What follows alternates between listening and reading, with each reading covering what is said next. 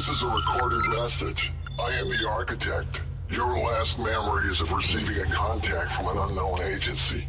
Me. Everything since has been erased from your minds. Scanning for audio.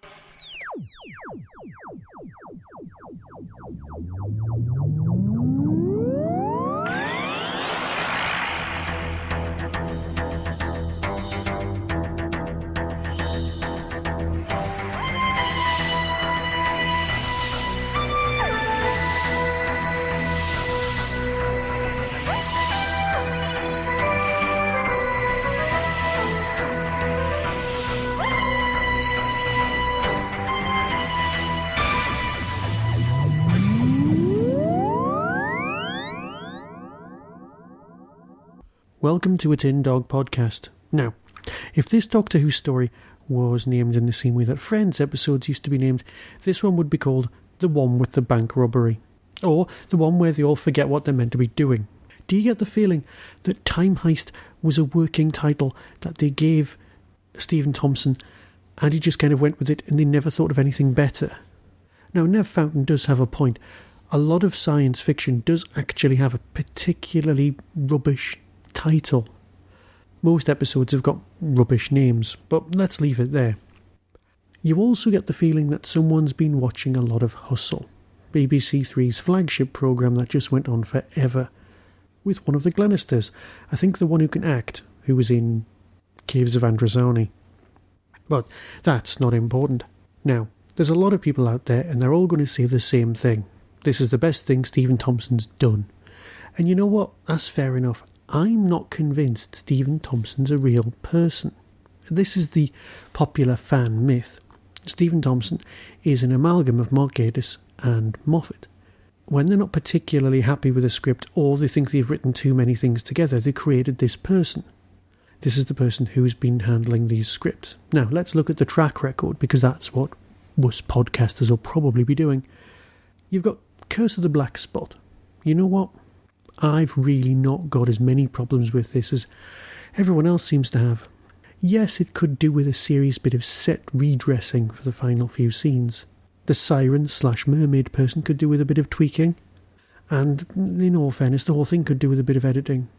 But it's got pirates in it. It's Doctor Who with pirates. What more do you need? It could have had a bit more oomph behind it. It could have just done with another rewrite and a bit more editing. But you know what? That's really not a problem. That's the one most people have issues with. Journey to the Centre of the TARDIS. Well, that's a poison chalice of a script. You see, you get given the title, and you have to come up with a reason why they've gone to the middle of the TARDIS. And just like last week's story, there were no real monsters, and that's going to divide everyone. Everyone's view of the inside of the TARDIS is going to be different. Everyone's view is going to have, well, their own, what's the popular phrase these days? Headcanon.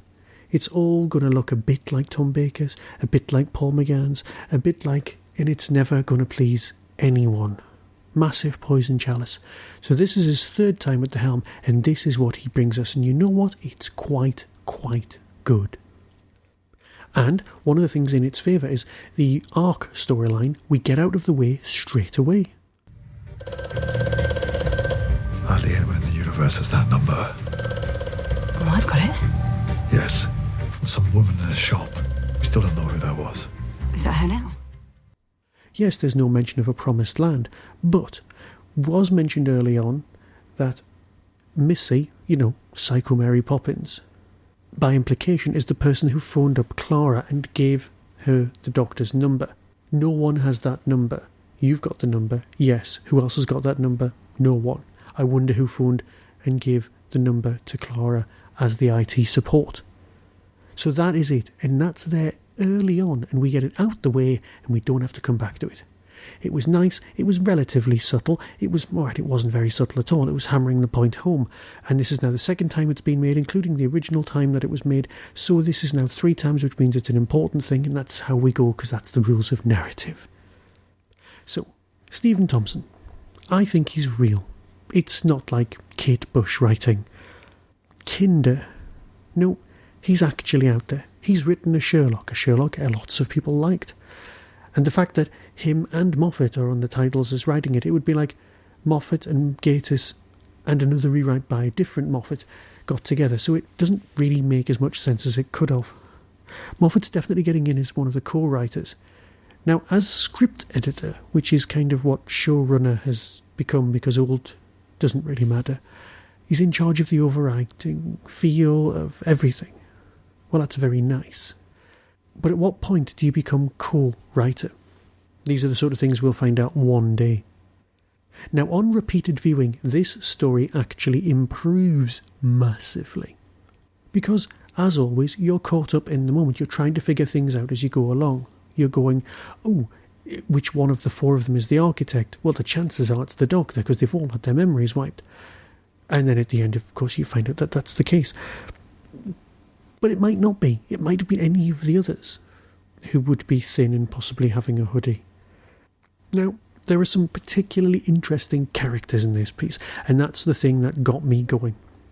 First off, I'd like to deal with the teller, the psychic, because, let's face it, his appearance is A, quite well realised, B, rather comical. But when he turns up at the beginning and he's in that big cage thing, was I the only person on Earth to go, oh God, it's the 456 from Children of Smurfs? And that's going to take us back to Capaldi trying to get rid of the children again. Oh, that's not good. But the Doctor will be able to take out the 456 so much easier, and that's something I always wanted to happen in Torchwood. And of course it wasn't, it was just a big glass box. So the teller. The Doctor doesn't recognise him. He eats guilt, melts people's brains, and moves on. He's obviously a prisoner, but he's being used by them. And that's fine. So, your first reaction whenever you see this, if you're a sad analytical Doctor Who fan, is to go, how would something like that evolve? Something that eats guilt? Because let's face it, having guilt is only going to be something that a sentient, say, humanoid life form's going to have. You know, the sort of thing that would be played by a man with a piece of latex stuck to his face. And by man, I mean person. So, here's my theory. And take it and run with it if you wish. There was a race that was at war, and they wanted to punish the war criminals, but they couldn't find them all. So they genetically engineered this creature. A lot of them. And they go around getting the guilt, but everyone starts getting guilt because no one is guilt-free. Eventually they kill all of the sentient creatures, and they begin to starve, which is why there's only 2 of them left. It's a neat little theory, works everything out, and does explain how something like that could come into existence, because it makes no sense for it to evolve naturally. Because let's face it, guilt isn't something that grows on trees, literally. Now, I was expecting a bigger song and dance about the Doctor's guilt.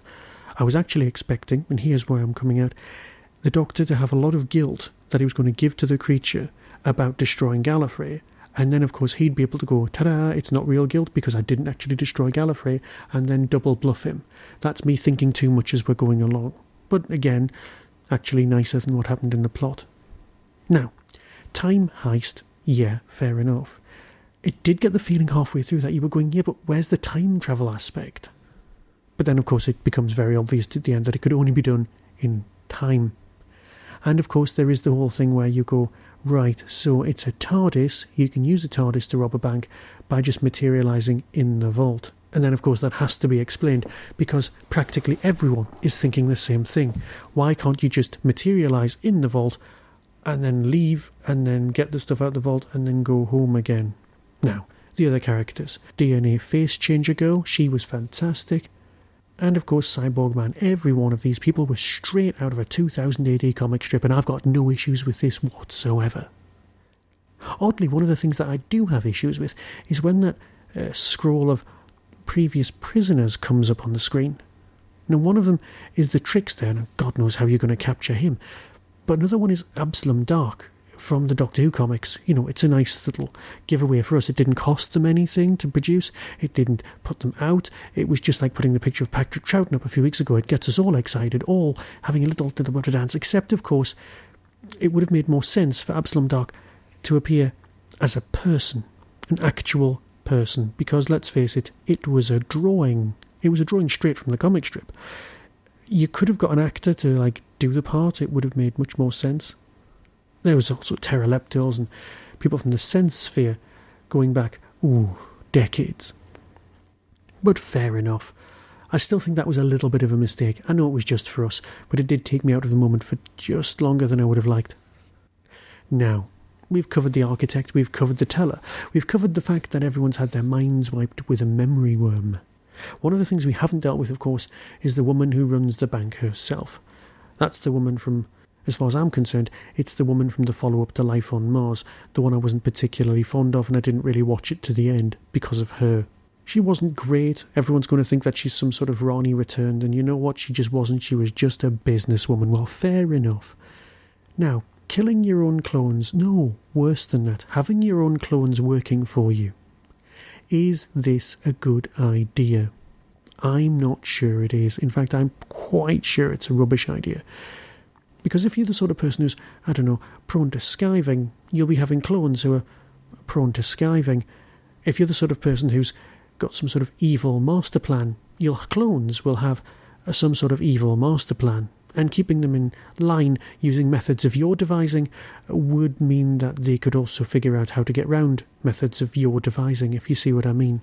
Now, obviously, there's a whole genetics, i.e. the clone versus nurture, and how they've got their memories and how they can talk. But as they both spoke, exactly, I'm giving this too much thought again, aren't I? I am. You know I am. So, let's just leave it there. It makes very little sense to me, but then again, I'm not running a bank. It was a fine story. It went somewhere. It was, and I hate using the R word, but shall we all romp? But no.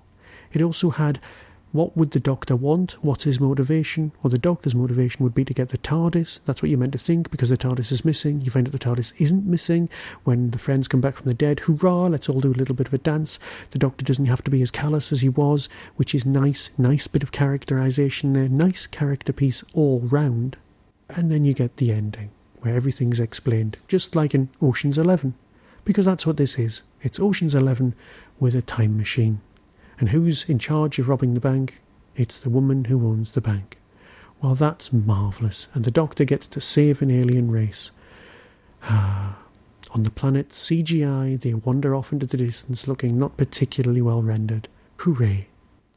Now, before I go, I just need to mention something. Something that sounds a bit like this. Hello and welcome to Only Connect. If you're not familiar with the show, well, if you think in terms of The X Factor or Britain's Got Talent, it's not the show for you. But I'll tell you who it is the show for, two fresh teams who've come along to sharpen their lateral thinking on the connecting grindstone. You will be facing tonight on my left, John Dorney, a writer and actor who enjoys swimming and fantasy role-play. Stuart Wildig, an English graduate and IT professional who enjoys analysing television ratings and is learning to play the ukulele. And their captain, Giles Sparrow, a science writer and editor who's written a book about planets that don't exist and was once prevented from boarding a nuclear submarine. All fans of Doctor Who, they are the Gallifreyans. How did your team meet? We all know each other through the largest online Doctor Who forum, but we only actually got together and met for the first time on the day of the auditions. So did you trawl the Doctor Who forum for an Only Connect team? We have our own Only Connect forum or sub-forum discussing it. That is my kind of community. Good luck. Yes, on this week's Only Connect. That's a quiz show that used to be on BBC TV4 and is now on BBC 2. John Dorney, the man from Big Finish, was a member of one of the teams. From the way they were talking, it sounded like they'd all got their team together from Gallifrey Base. I, for one, am definitely plugging Team Gallifrey. Oh, yeah. So, I'm sure that it's, in fact, I've been told that it is on YouTube and you can track it down and you can watch this monumental battle. It's only the first round, so the questions involved in this round are, and if you've never seen Only Connect, believe me when I say this, these are the easy questions. Yeah, stick with me. And it will get much harder towards the end. Now, I won't tell you how this finishes, because everyone gets to play against everyone else. So John Dorney and the Gallifreyans will be back. So, go Team Gallifrey. And with that, I'll fade away and speak to you all reasonably soon, probably about Doctor Who. Be seeing you.